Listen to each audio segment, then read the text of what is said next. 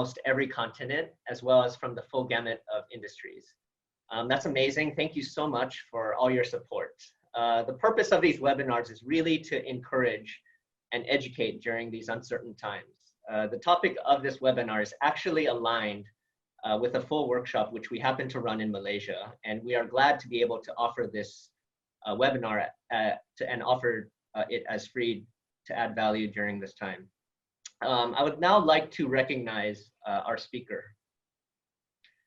Samuel Kim is the president of the Center for Asia Leadership.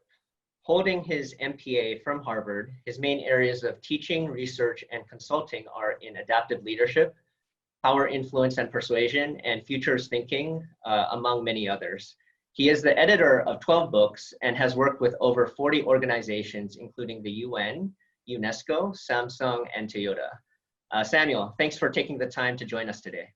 So, even when we are not in crisis mode, we have always known that leaders have to make decisions in situations that are volatile, uncertain, complex, and ambiguous. But it seems that the COVID-19 crisis has raised that to an even higher level. As leaders, it seems we often find ourselves now in catch-22 situations in which any decision we make doesn't escape us from a poor outcome. It's the idiom of damned if you do and damned if you don't.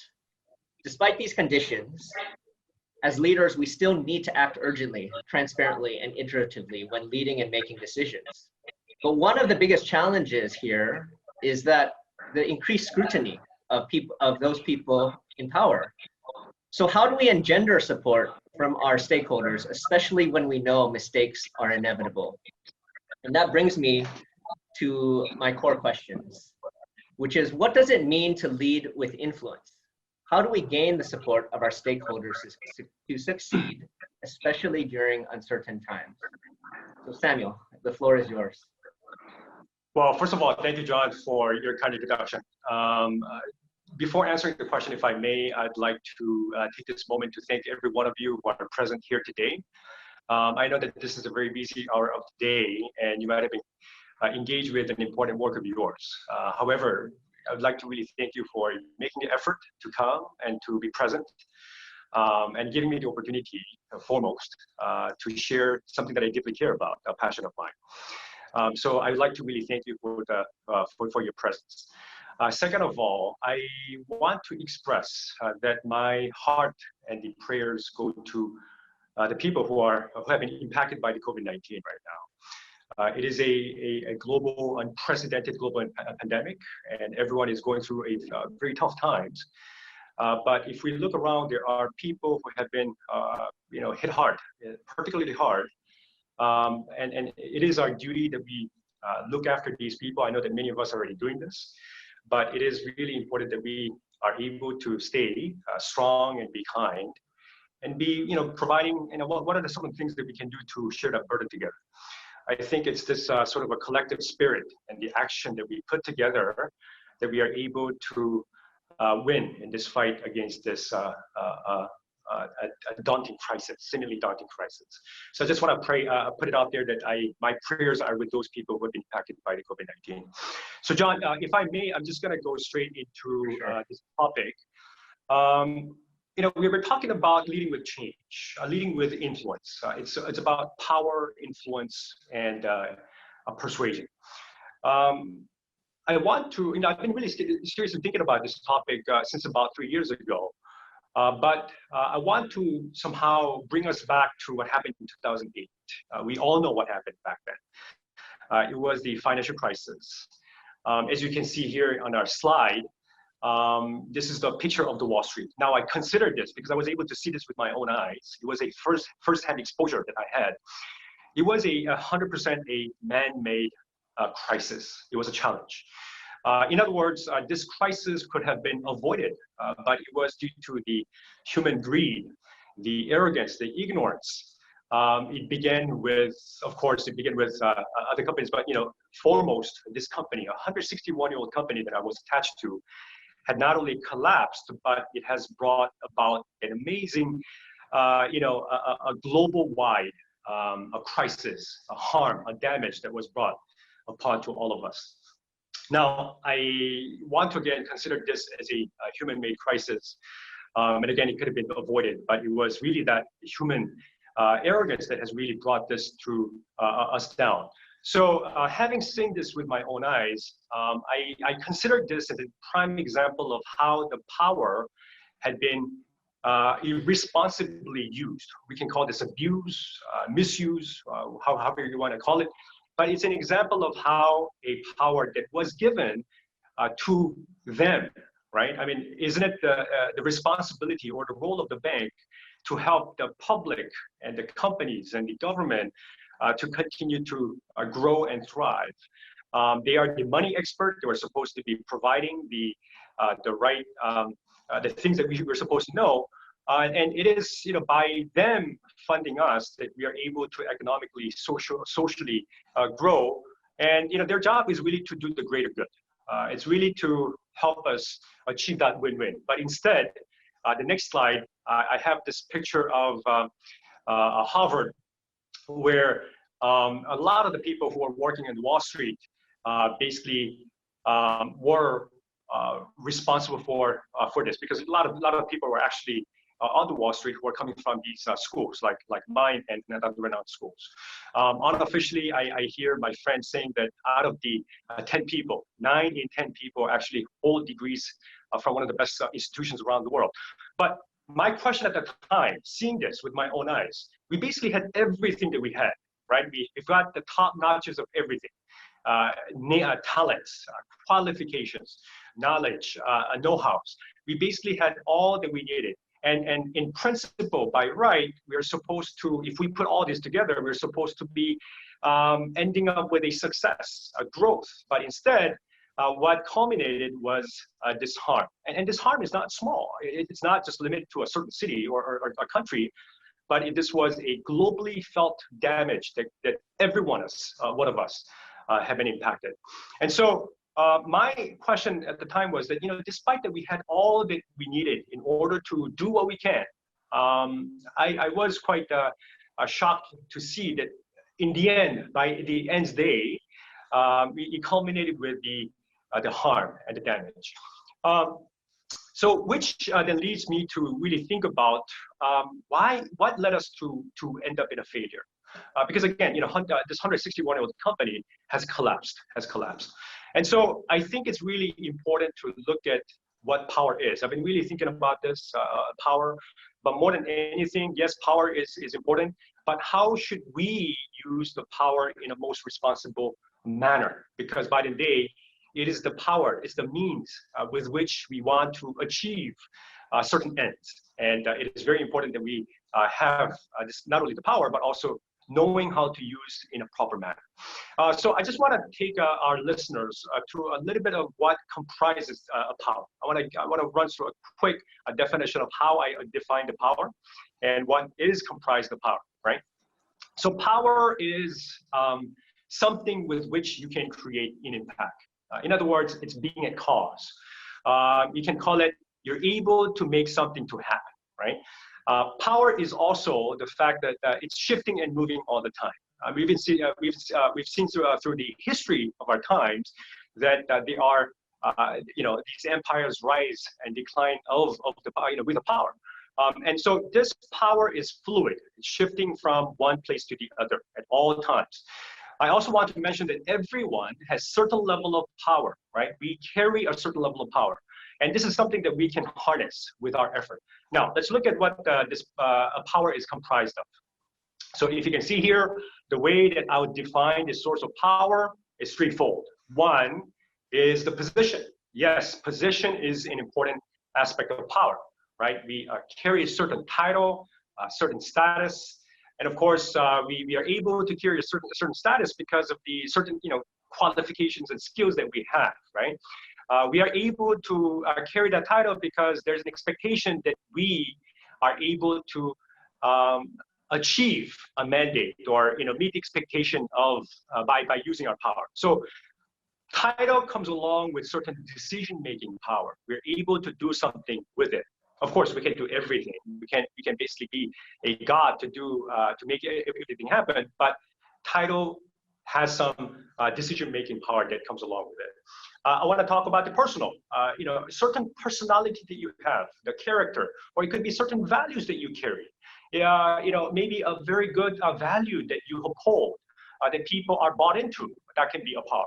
It can be an asset as well, the wealth that you carry. Or maybe a knowledge or the experience that something unique about the knowledge and the experience that you have that perhaps other people might not have. That will be certainly a power. What about the passion? The passion is something that you carry. A lot of people have this drive and this passion, and we can also call this a purpose as well. And it is really important to have all these things, and this is what really makes our life exciting. And so people all have a different aspects to this personality, character, and all these things that make you unique, and that is translated to you having a certain personal power of yours. Now, relational is really, really important. It's about people. It's about people. And I've put an acronym because I don't really want to, it was going to take a lot of space, but BCDD stands for the breadth. Basically means how diverse people that you know around, right? Not just in one industry, but let's say a diverse group of people that you know. And it is really important to know, understand who are these people that I know. C stands for closeness. For example, the people that you know, do they know each other? It's really asking a question about the mutual friends. If I know a lot of all these different people, but they also know each other, that can be a great thing as well, right? Better than two. Why not? Two or four or five people come together to talk, and they know it. They know in advance, and so that's a great thing. D is a depth and depth and density. Depth is about trust among the people that you know. How much are these people that you can open up and to really discuss? What about the last D? D is density. I call this density. Maybe you are in a particular industry, and out of the 100 people that you know, 80 people are coming from the same industry that you're in. Perhaps that's a good sign that you got to work on the B side, which is the breadth, the diverse group of people that you need to know. So I'm just wanting to put it there that these positional, personal, relational elements are a very important source of power, and it is worthwhile to really understand what sort of power we carry with us. So if we can go to the next slide. Of course, we can also call these things, credibility, trust is for relational, passion, and your purpose could be translated into a purpose, and a capacity or your competency can be another term for your personal power. Now, the objective, I actually usually run a 2 to 3 day program on this. But the objective is really to understand what kind of power that you carry. So what I do is that I help people to analyze your power base. We're going to map out what sort of a power do you have, and it's really trying to understand what are the strengths. What are some of your strengths to your power? But at the same time, what are the elements that you got to work on? Because these are really important for you to achieve a certain things. So it's really worthwhile to understand the weakness or the areas that you need to work on, as well as something that you carry, but it's underdeveloped, right? Something that you need to develop, and you have the potential to make a good use of the power that you carry. It's just that it's underdeveloped, right? So we're trying to look at the patterns of your power base. The second part is that now, if we have understood what kind of power that we have, then the second part is that we got to learn how to use them responsibly. Right? A lot of people say that, I don't have power. I have a limited power, but still you have a power. It's a matter of how we want to use what we have, right? Under that constraints, we still can make a lot of things to happen. So the idea is that how do we use the power so that we don't either underuse it or overuse it, but we're able to really make a good use of the power that we carry, right? So these are the two objectives that I usually walk through people to help them have a better sense of how we can use the power in a wise manner. So the next question, the next part, I'm just going to quickly walk through. I actually do a little bit of a workshop. We're going to write down all these people that you know, And this is, I mean, we have two different versions, one for managers version, the other one is for the entrepreneurs version. And we, need to write all these people down, the people that you know, right? And as you can see here, there are people that you need to get certain jobs done, right? In order to help you to advance a certain goal of yours. I mean, there are a lot of people that you need a support from. And so we're going to be writing this down in the next slide. We do a little bit of a matrix just to understand. Again, mapping out is really an important part because we really want to have a clear sense of what kind of power that we carry. Again, power is the means to the end. It's really important for us to achieve things that we want to achieve in our lives. Okay, so next part is the question. So if we can look at the next slide. So I want to actually leave our listeners with this question. And by then, I want to mention this, that I will be sending this slide to all the listeners. And so if you have missed out some of the slides, we'll be more than happy to share that with you.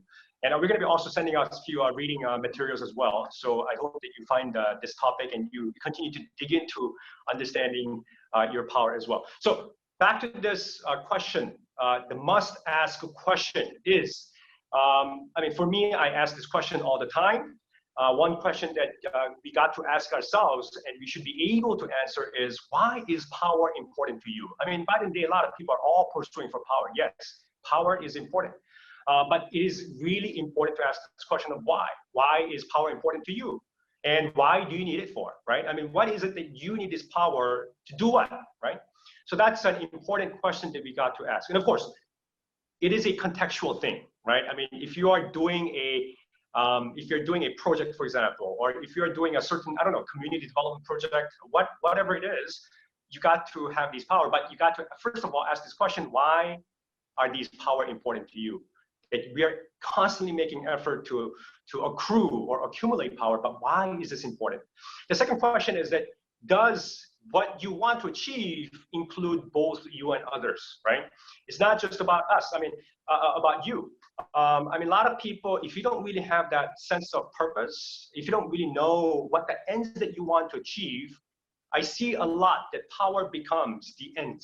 And in fact, it becomes the fact that you are pursuing power because you want to rise up the ladder, you want to become this and that, and I see that a lot of people are going after power, but in the end, they feel the void inside them, right? So it is really important. The first question is really about the purpose. And number two, does your purpose include you and others? Yes, you want to get benefit as well, but does it have a space for other people? Things that you want to achieve, do you have a space for other people? Is it a collective win-win? Is a broad-based benefit for everyone? That's an important part. In the case of the bank example that I showed you, again, it's a 161-year-old company, but when I was there, I didn't really see that sense of purpose in there. It was all about, we want to become number one in the market. We want to achieve this revenue. We want to achieve that. It was all about, KPIs. I mean, of course, these are all important, but we got to ask this this question. Why is becoming number one, or why is achieving all these KPIs important? Because of what, right? It's really that why question. These are important, but more important is, so that what can you do? And for that one, you got to include both you and other people. And for that matter, I think the bank back in 2008, a lot of banks actually didn't have others, but you had us, only us. We want more salary, we want more benefits, we want more bonuses. And it's quite an extreme case, but that's what happened, a collapse of this giant. And the third part is we got to do that reality check. What do you have that you can utilize, the strength, we use it and you're able to do the greater good with it. You're able to achieve many good things with this. But at the same time, because we don't have everything, what are some of the things that you got to develop, right? So it is really important to do that reality check. So this kind of, in a way, I want to give the listeners these three takeaways, right? And this is shown in the next slide. Number one, it is very important to know our ends, right? The purpose and goal must be clear. And of course, this is, again, a very contextual thing. Depending on what you're doing and where you are, you might all have a different purpose in mind, different objective in mind, but this purpose, knowing that purpose is very important, but make sure that this purpose includes you and other people. It's the we mindset. It's the win-win mindset. It's the collective mindset, right? Not only me. Yes, it's important that I am able to reap this benefit, but at the same time, it is a win-win thing. We got to share. Everyone has to be well off together. And when I say well off, both qualitatively and quantitatively. Number two, we got to do a reality check every day of our power, right? Power is an important means to an end. So again, what are the things that you have, which we can call the strength, the things that you have, but also what are the things that you need to have, right? So we got to understand these things that you need to have. It could be a skill, it could be relationship, it could be a certain passion that you want to develop. Just look at these positional, personal, relational power, and just look at what are the things that I need to develop, right? And the last one is something that you have with you, but you are not, you're fully well aware. But if you are, it's something that you can, by harnessing it, will become a strength to your power, right? And number three, lastly, is we got to discipline ourselves to use it wisely. Again, we shouldn't be underusing the power that we have. I mean, that's going to be a waste, right? I mean, you have all this great strength, but if you underuse it, then you won't be, more. You could have done more, but you haven't sort of maximally used that. At the same time, it is very important that we don't overuse it, because overusing it could dilute your authority. In a way, it could hurt your reputation. It could hurt relationship. It could really damage some of these sources of power, right? And in a way, we got to be intentional in how we use power. Rather than just what kind of power do I have? One to all the. We have a whole list of all this power. Rather than just going and using it, I think we got to take a little bit of pause, right, to understand.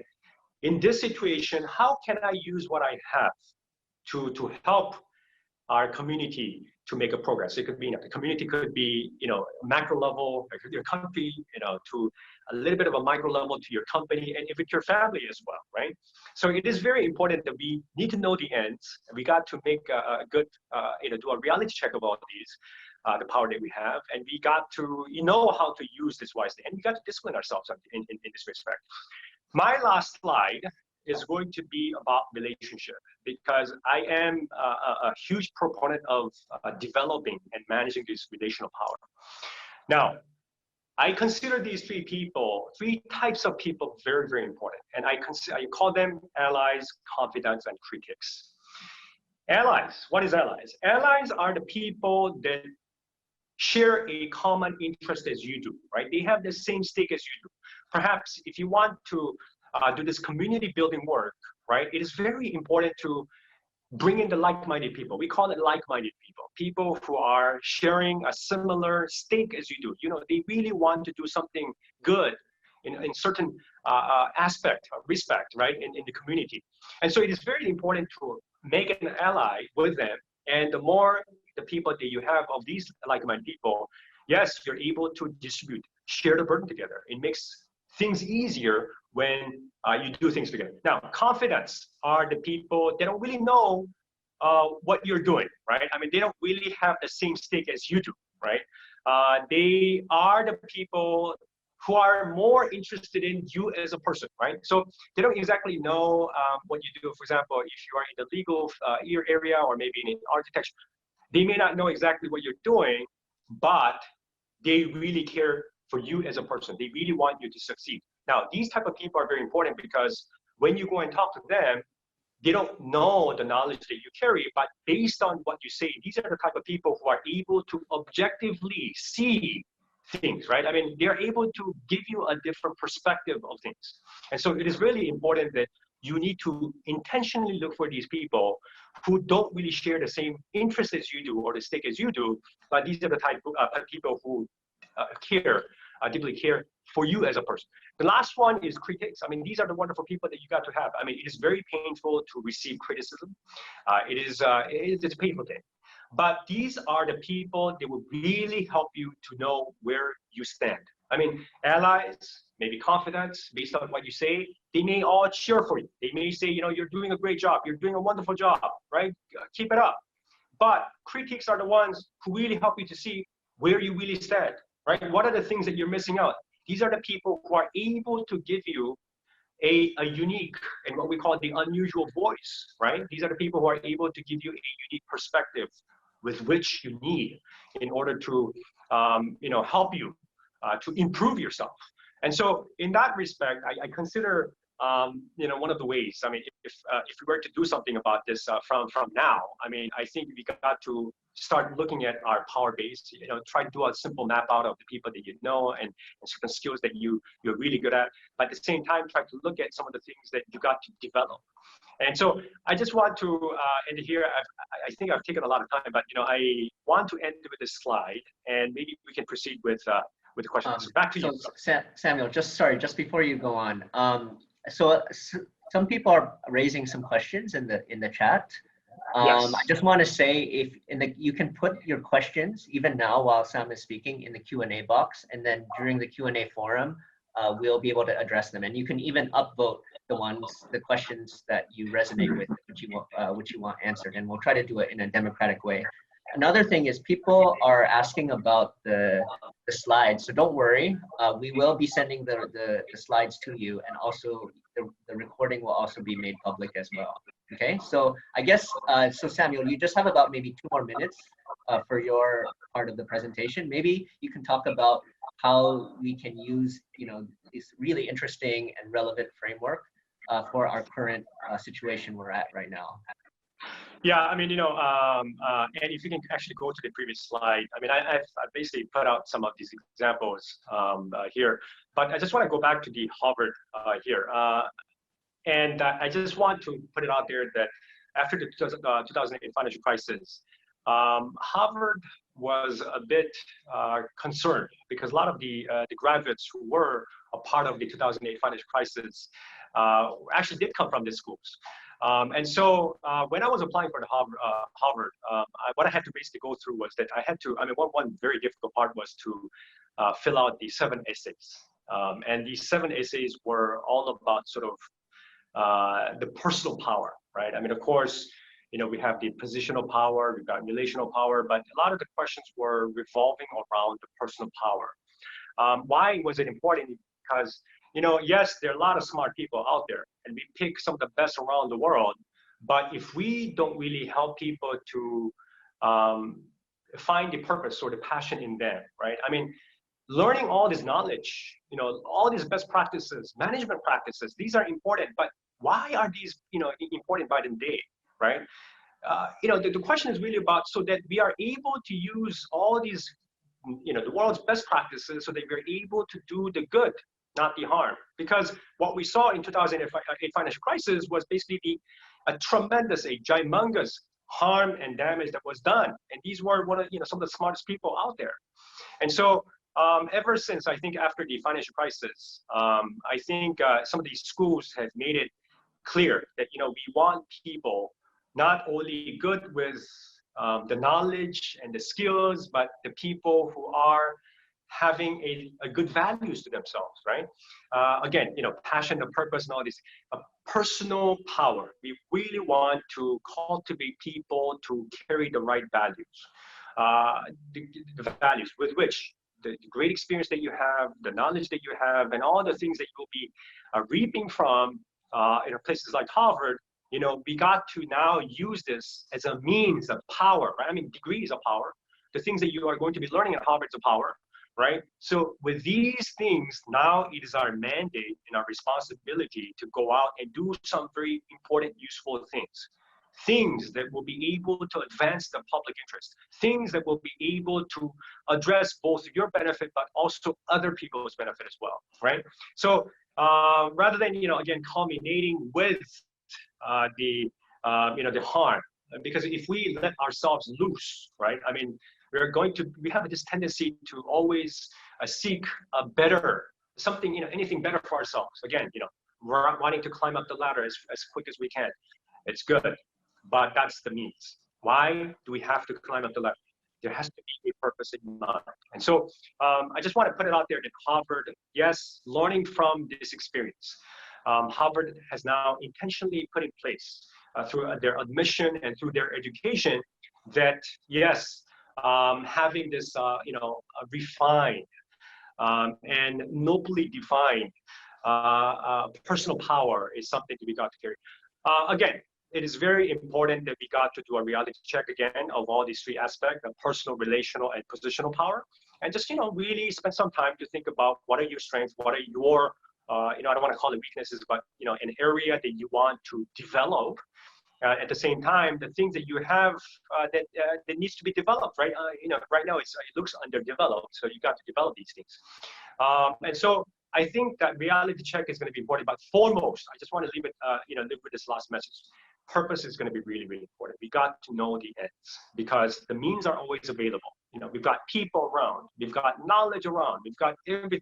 If you make some effort, you'll be able to harness, you'll be able to acquire these powers around you. Again, the real question is, what do you want to do with this power? Okay, back to you, John. Okay, thank you so much, Samuel.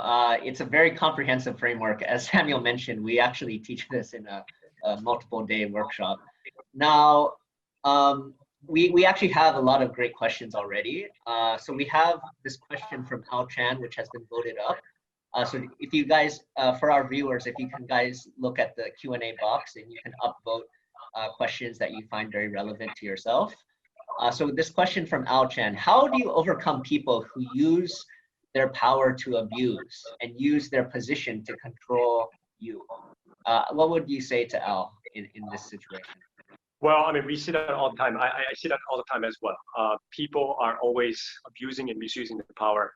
I actually addressed this topic in another course of mine called Adaptive Leadership. People tend to abuse power, misuse power because of the loss, right? The loss, they might look incompetent. They might, lose a reputation. But I think the people who are using power, in a very abusive way, I think, I want to use this term, we got to hold ourselves steady. Because we shouldn't, in a way, let let's say this happens in the company context. We shouldn't let these people actually reign or in a way they take advantage of the situation to their own benefit. So I think it is important that we sometimes mildly build trust with that person. It takes a little bit of time, but we got to make that intentional effort. So think about this. Do you want to take that role as a critic? And in that case, maybe critic may not work really well. What about the allies or the confidants route, right? Allies, yes, we may be having the same interest because we're part of the same team and we're supposed to be, achieving the same KPI. But, in a way, trying to share different perspectives, trying to maybe, through WhatsApp or through, share some of these articles.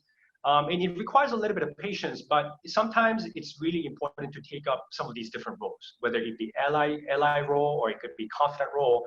But the more you make an intention to develop some trust with them, I know that it's quite difficult, but we got to be intentional. I mean, you got to make some conscious effort, right? And so we need to know how to hold ourselves steady with this. And so if you are able to see a little bit of progress with this, then I think you're on the right path.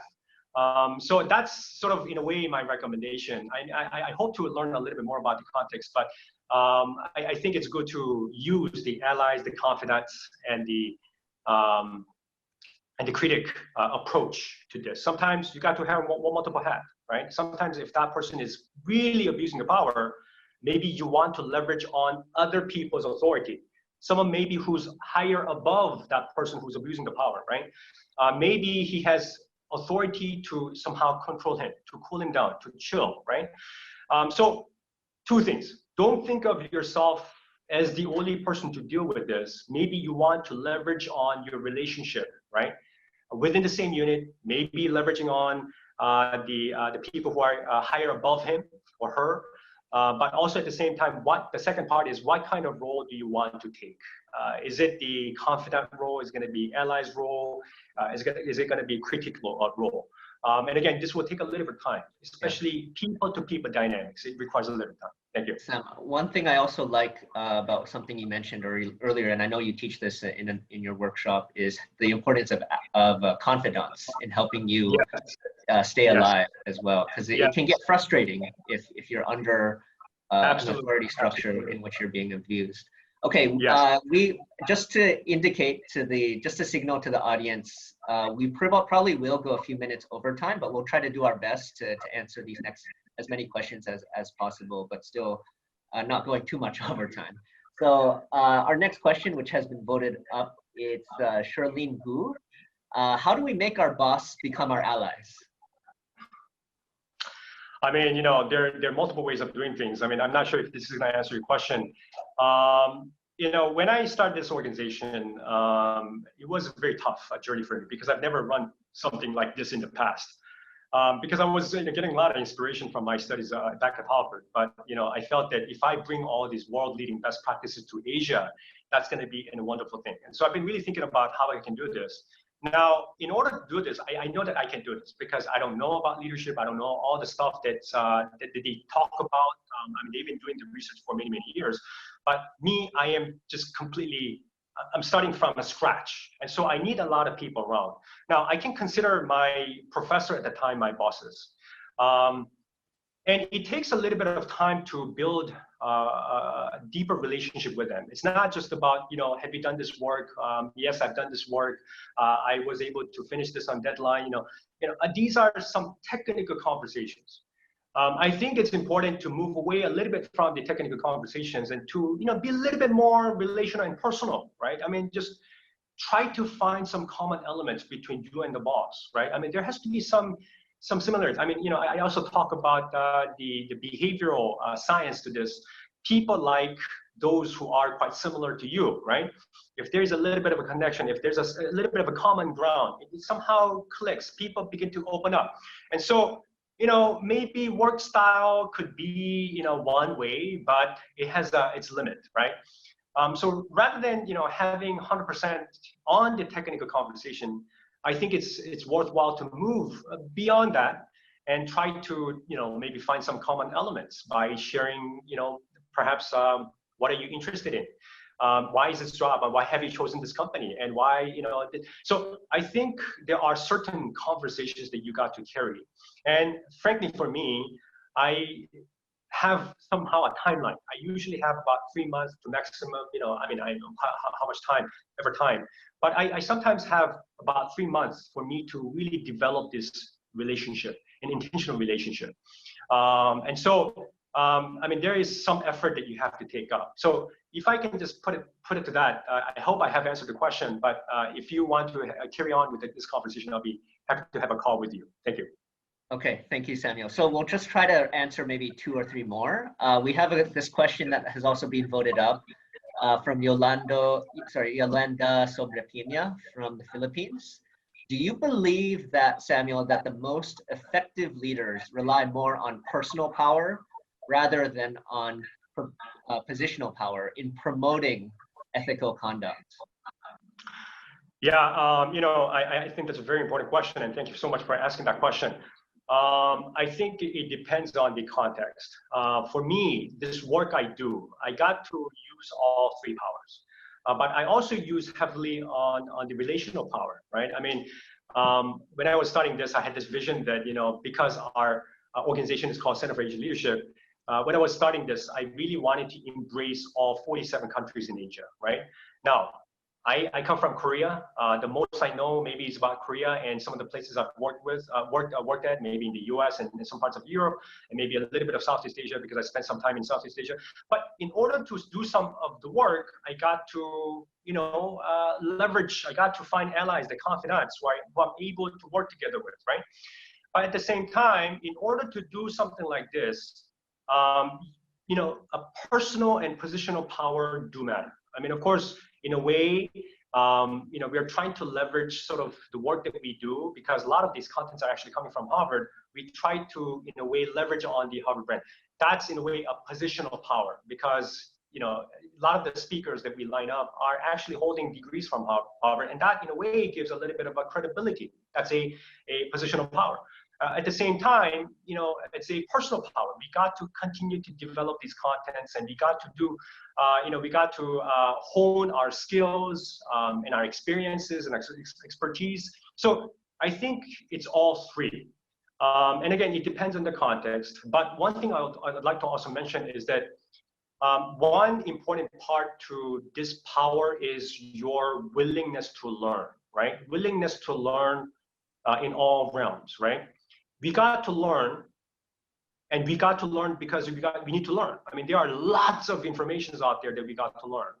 But it is very important that we need to learn so that we are able to unlearn as well. There are a lot of things. I mean, things are changing. And so whatever that you have learned may not be relevant anymore. And that has to be replaced with something new. And so we got to learn, but we got to also learn to unlearn as well. But also learning is important because we are able to relearn ourselves. Again, relearning is about developing the underdeveloped, for example, right? So it is important, if you are able to have that learning and humble mindset, then you're able to begin to see things, new possibilities as to how you can use some of these powers to achieve perhaps what you need to achieve, right? So I'll just leave that answer there. Thank you. Sure. Thank you, Samuel. Okay, I'm going to combine the last two questions into one, and then maybe this can be our last question.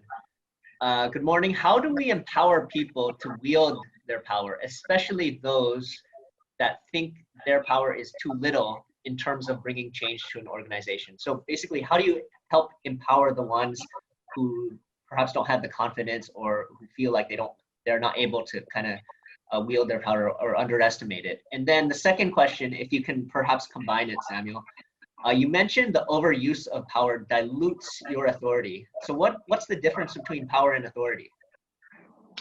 Well, that's a wonderful question. I mean, if I can answer that question within the time frame, I'll try my best to do that. Yeah. I think it is really important that we know the power that we have. We talk about this word called empower. You're trying to empower these people to know how to use this power and use the power that you have. And again, it requires a little bit of learning. It takes an effort to really help your subordinates or the people around you to really know how to use some of these powers. What I can say is that we are always grappling with this notion of when should I be using my authority as opposed to when should I take back my authority. And what that basically means is that sometimes when people are in chaotic situations, when people are confused, that's when you need to step in with your authority. If you are the boss, for example, if you're the superior, you got to step in and you got to use your authority because perhaps you have a longer years of experience and you basically have dealt with this before. And if the people under you or around you are struggling with it, then you got to step in with your authority. But if you have a space where you can let these people also learn as you have, right? I mean, they got to know how to deal with certain situations. This is what I want to, the word I use is giving the work back to the people. Sometimes you got to give them a guidance, but only so much, right? You're providing them certain guidance, but you really need to be the one to make a certain decision. You really got to know how to own this thing. And so you look at the context, and if you're very short with deadline, and if people are just too confused, and there's a lot of these tendency of blaming, scapegoating, complacency, all these things, this is when you kind of need to step in with your authority. But other times, because at some point in time we're going to all go, right? And this upcoming generation would be taking ownership of the future. It is also very important that we need to know how to exercise our authority in different situations. And so I call this, I'm using a lot of jargon here, but it's also called dancing on the edge, dancing on the edge. Sometimes you want to use authority and they are going to really look for your authority. They really want some of your feedback, your thoughts, so that we are able to put ourselves on course. But sometimes you got to let them explore, you got to let them understand. And sometimes that's the best way of learning for them, right? So in that sense, empower month basically means that you're helping them to constantly learn. Hey guys, look at the context right now. The times are changing. We got to know what other competitors are doing. Look at what other countries are doing. Look at the changing situations right now. Look at the change in the consumer taste, for example. So we got to talk about these, and you got to really provoke these people to think, and not you doing all the work, but somehow sharing and distributing that burden is an important. That's one other topic which we can discuss. I will give another topic in 2 weeks' time on adaptive leadership, and I'm going to be particularly talking about this. But that's an important question. Now, you talked about the difference between authority, right? The authority is the role that you play. It is a role. It's given by a company because of the certain expertise that you have, the certain qualifications you have, the certain skills you have. The reason why you are holding that position in a certain company is because from the company standpoint, you are the best person who's able to play that role well, right? So that role equates to authority, right? With that title, it comes with a certain authority, a decision-making power. So in a way, power and authority can be used interchangeably, but in certain contexts, it's not. So I will end it here. Thank you. Samuel, a wealth of insights, and thank you so much. I'm sorry that we ran out of time, and also it seems we're over time just because we have so many questions and really good questions, and I apologize to our audience that we couldn't answer every one of them. So Samuel, thank you for the presentation, and but before we go, we'll go over some important announcements. So we will continue the Future of Leadership Live online seminar series 2 weeks from now with Adaptive Leadership, a 4-part framework for your organization to make sustainable progress. I hope everyone here can attend that as well, and we'll continue along some of the same themes, but apply it more in terms of an approach for your organization. But next week, we will also be running a webinar entitled 3 Strategies for Upskilling in a Post-COVID World, with leadership facilitator calling from India, Nupur Todi. So I'm also very pleased to inform you that if you registered for this live online seminar, you are entitled to a discount of 400 ringgits or $90 if you decide to enroll in any of our workshops run with the STAR that will be run in Malaysia. For 2 or more workshops, if you register for 2 or more workshops, you will receive a discount of 600 ringgits or USD 150. And so we will provide all details about this in an email tomorrow. And we will also be available for any questions via email if you have further questions. I'm also very pleased to remind and inform you that our in-person programs are now all available in the online space. What that means is we are offering all of our programs with Harvard frameworks, Harvard-trained facilitators, and Asia-based global and local cases available as online blended learning programs. These include webinars, live virtual lectures, self-paced and group learnings, as well as personalized coaching and feedback. If you're interested in bringing these learning solutions to your organization, please do contact our team. As another response to the COVID-19 crisis, we are also very pleased to remind you that our Center for Asia Leadership online contents are also free for a limited time. So please go to online.asialeadership.org to take advantage of our top courses on leadership and innovation. Another announcement, almost there, is I would like to make a reminder about our books, specifically the Rethinking Asia series. These are edited actually by Samuel Kim, by Samuel, and so do check out especially our latest book, Rethinking Asia 6, How Leadership Can Be Taught, which is now available on our website. And lastly, please do connect with us. Samuel has graciously provided his contact information. I encourage you to follow him on LinkedIn. Once the crisis is over, he'll be seeing him on his many adventures around the world, running workshops and interesting trainings. Please do visit our center's website. Please do visit our center's website as well for more information about what we do and our programs. Do follow us on our social media platforms for leadership insights, articles, and announcements. My contact information is also there. You can also see my adventures. It's not as exciting as Samuel's though. Lastly, I want to thank our partner, Star Media Group, for their support. Please do follow them on their website as well as their social media platforms. They've always got a lot of interesting programs happening all the time. I want to thank Samuel as well as my team at the center. And next, if you could fill out the exit survey that will pop up when you leave, and that will provide us with very valuable feedback to continue to improve this webinar and our programs moving forward. So please do fill out that survey. We do take them seriously. We do read and take into account your feedback. So lastly, thank you all for your time today. We do hope you have a wonderful rest of your day. And if you're on the other side of the world, we do hope that you have a nice rest. And we do hope that, especially during this time, that your loved ones, you and your loved ones stay safe during this time. And with that, thank you so much. And we hope to see you again next week. Thank you very much. Thank you.